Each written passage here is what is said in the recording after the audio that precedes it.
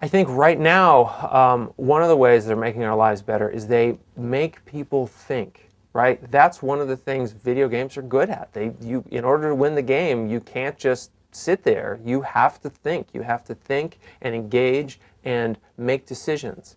And I think right now, when you talk now to the people who are at the forefront of educational reform, all of them are talking about how do we use these games. I see how powerful they are. They're all picking them up like some kind of sword and trying to charge in to figure out how to use this to make education better. I think in terms of improving ourselves, I think that's one of the areas we're going to see at the forefront. But I think there are going to be many other areas as well. I mean, we've already seen the success of things like the Wii Fit, which is, an exercise platform for the Wii, and it's been incredibly popular. In terms of people sticking with it and it really changing their lives, I'm not so sure. But the fact that they've already made, I think, $2 billion selling those things speaks to the fact that this is something people want. You talk to wealthy people who have a personal trainer, and they talk about how effective it is. This person comes in and says you need to do this and you need to do that, and there's a social pressure in order for you to kind of do this and not let the trainer down. And trainers know these kind of psychological tricks in order to kind of put you right at the right level you need to be. Everyone will be able to have that kind of personal trainer. Not only just for the physical things and exercise, but for their education, for their hobbies, for their art, for their spirituality, for anything in their life that they'd like to improve at.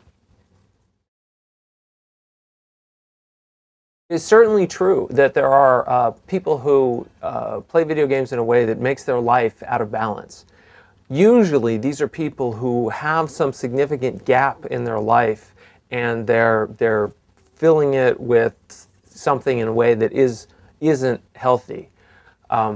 Some people say, you occasionally hear people make this accusation that, well, there's these problems with video game addiction, it's ruining people's lives, and the problem is these video game designers try and make the games too compelling. They design the games to be addictive.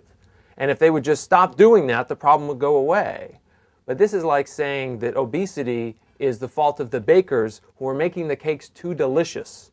And if only we would make the cakes a little less tasty, this whole obesity problem would go away, right? That's not where the problem lies. The problem lies with people understanding how to take these entertainment experiences and integrate them in a healthy way into their lives.